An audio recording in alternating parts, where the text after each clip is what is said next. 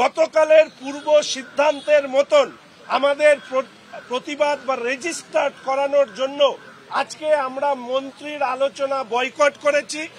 গণতন্ত্রের নিয়মেই বিরোধী দলের এটা অধিকার এবং সেই অধিকারকে আমরা ব্যবহার করে আজকে আমরা ওয়াক আউট করেছি। যে স্পিকার সাহেবের নিজের মেরুদণ্ড সম্পর্কে অনেকে প্রশ্ন তোলেন, সেই স্পিকার সাহেব আমাদের বক্তব্যকে এক্সপাঞ্জ করলেন কি করলেন না।